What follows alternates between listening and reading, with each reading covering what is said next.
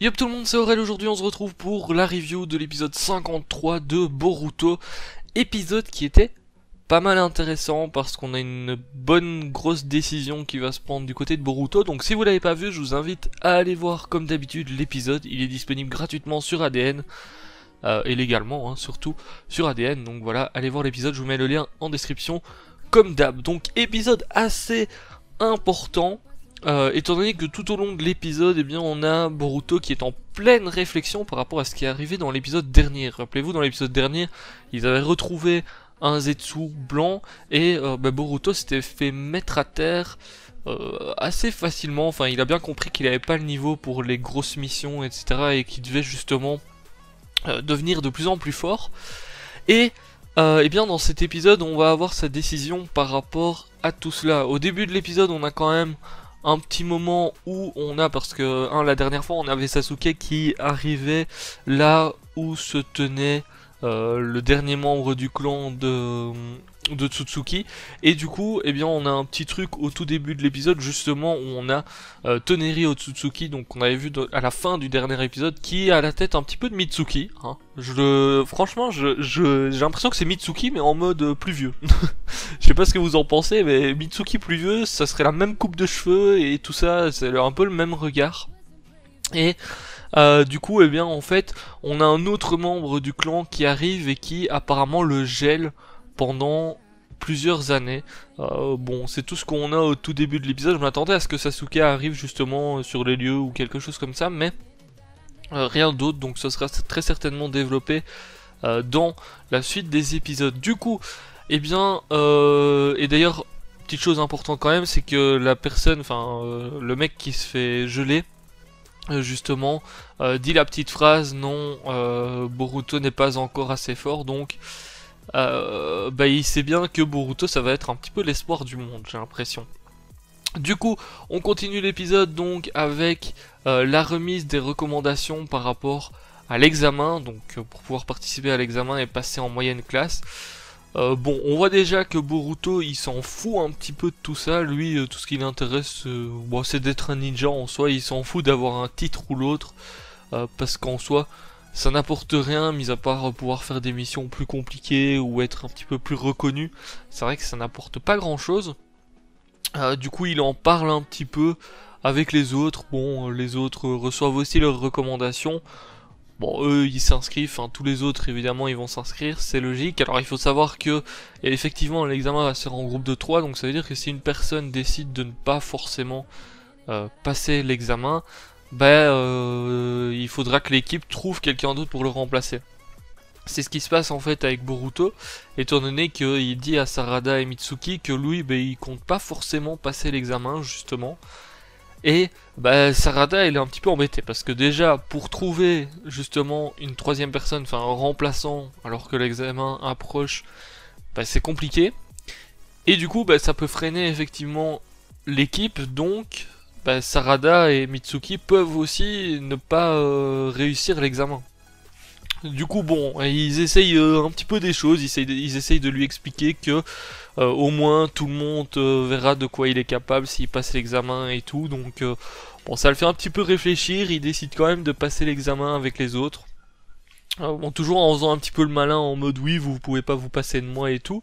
D'un autre côté, on a donc Naruto qui est en train justement de faire les papiers etc. Pour l'examen. Mais on a du coup, je sais plus comment est-ce qu'il s'appelle exactement.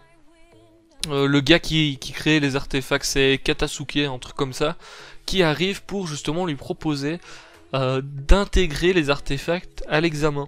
Donc il lui vend un petit peu ça en mode comme ça sera plus impressionnant pour les spectateurs, etc. etc. Je vous rappelle que les artefacts ça permet à la personne qui a un artefact d'utiliser une technique de ninja. Donc une technique futon par exemple, sans forcément maîtriser la technique de lui-même. Donc ça permet en soi de copier artificiellement des techniques. Et donc il vient proposer ça justement à Naruto pour intégrer, enfin plutôt pour autoriser les artefacts justement durant l'examen. Bon, Naruto évidemment refuse, c'est assez logique parce que en soi c'est pas avec ça qu'on va voir la qualité du ninja. vu qu'il contrôle pas vraiment la technique lui-même, etc. Il la fait pas lui-même. Donc il refuse un petit peu ça. Bon, on voit quand même que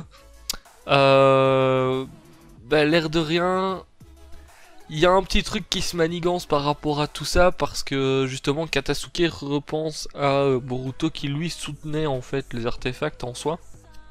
Et du coup, il va certainement y avoir une petite manigance. Bon, je spoil pas parce que je sais un peu ce qui va se passer par rapport à ça. Par rapport à l'histoire des artefacts et de Boruto. Je sais pas s'ils vont changer par rapport au film. Parce qu'il me semble qu'il y avait un petit truc dans le film par rapport à ça. Et du coup, je sais ce qui va se passer, mais je sais pas s'ils vont changer un petit peu les choses ou pas par rapport au film. Donc je vais pas en dire plus. Mais ça risque d'être assez intéressant de voir un petit peu le développement de tout ça. D'ailleurs, il retourne au final dans son laboratoire et puis on voit justement que quelqu'un apparaît à côté de lui, quelqu'un qui est masqué, etc. pour je sais pas pour lui faire quoi justement. Enfin, il arrive devant lui et puis la scène se finit là.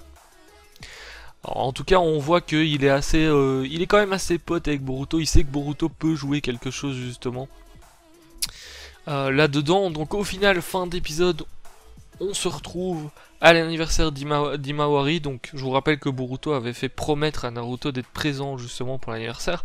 Donc là, Boruto en soi est assez content, parce qu'au début il voit que Naruto est là, donc il lui dit bon bah je te pardonne un petit peu et tout. Enfin, ils ont une petite discussion, bon assez comme d'habitude on va dire. Ça se voit que Boruto est contre son père et tout. De toute manière ça on est habitué depuis le début de la série, c'est comme ça ne change pas. Ça ne change pas, ça ne change pas. Et donc voilà, ils ont une petite discussion. Au moment d'amener le gâteau, bah, c'est Naruto qui a justement le gâteau justement dans ses mains. Et franchement, je me suis dit au moment de cette scène, ah ouais quand même, c'était le pire truc je crois qui pouvait arriver. Bah Naruto en fait disparaît, c'était en fait un clone qui était là. Et bah, c'est ça qui est le plus choquant en fait, ça veut dire que Naruto il voulait venir, mais au final il a préféré laisser venir un clone. Bon, même si les clones en soi, enfin voilà, Naruto sait ce que font ses clones, etc. Donc c'est quasiment pareil, mais c'est pas non plus la même chose d'avoir un clone ou la vraie personne devant soi. Au final, donc Naruto disparaît. Et là, ben, c'est un petit peu le choc, j'ai envie de dire, parce que Boruto qui commençait à effectivement reprendre espoir vu que Naruto était là, bah il est choqué. Et puis ça peut se comprendre hein, au final, ça peut se comprendre parce que en soi si Naruto était venu et avait dit oh désolé je ne saurais pas être là tout le temps, je serai là peut-être qu'au début de l'anniversaire ou quelque chose comme ça, je pense que ça serait un petit peu plus passé, parce qu'il aurait dit directement que voilà à un moment il allait peut-être devoir partir ou autre, alors que là il fait espérer et puis boum il disparaît d'un coup. Donc évidemment c'est assez choquant.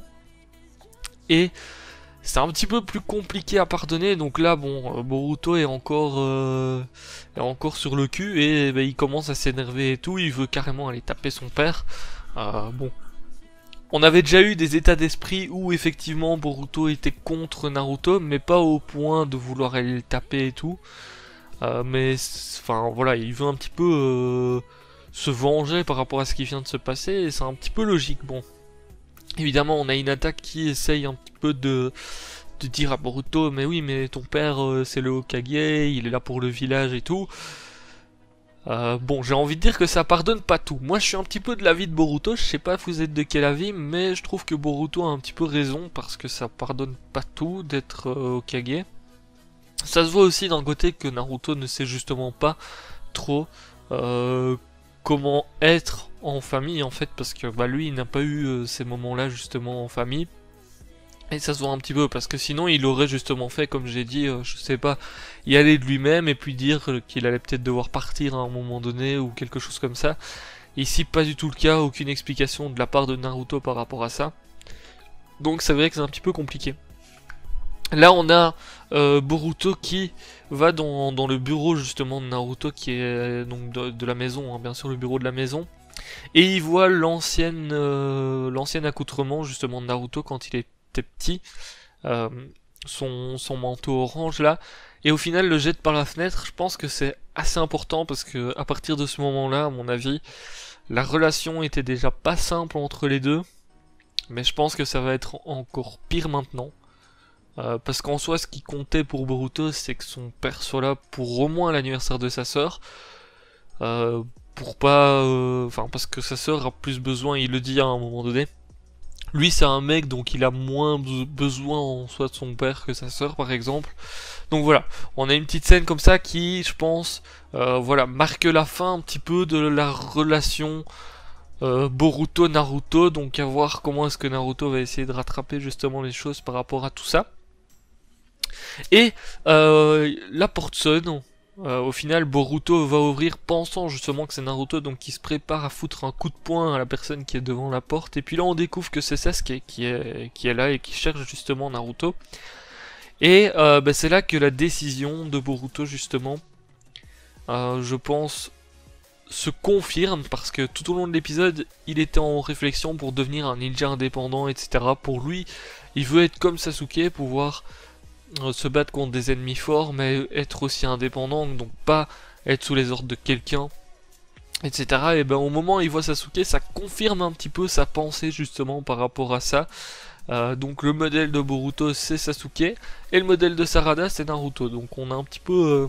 voilà, les deux changent de modèle, enfin les deux sont plutôt pour le modèle contraire, parce que Sasuke c'est un petit peu le contraire de Naruto, même si Sasuke actuellement tout ce qu'il fait c'est pour le village, il le fait de son... Enfin, il le fait sans qu'on lui demande ou des choses comme ça, parce qu'il veut se faire pardonner, alors que Naruto il est là, il a pas besoin de se faire pardonner. Donc il fait les choses au mieux pour le village aussi, ils ont le même objectif en soi, mais ils le font un petit peu différemment.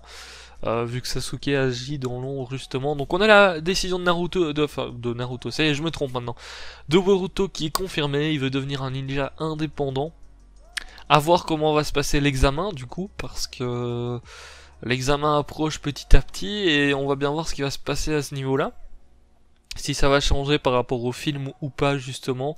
N'hésitez pas à donner votre avis du coup sur l'épisode dans les commentaires, j'ai trouvé qu'il était plutôt sympa. Bon, il n'y a pas eu d'action en soi, mais c'était plutôt sympa parce que c'était super important d'avoir la décision justement de Boruto. Donc on verra bien ce qui se passe dans les prochains épisodes. Sur ce, je vous laisse là, je vous dis à très bientôt pour la prochaine review de Boruto. Bah mercredi prochain, il y a un épisode de prévu je crois. Donc voilà, n'hésitez pas à vous abonner si vous n'êtes pas abonné, à laisser le petit pouce bleu. Ciao, bye bye.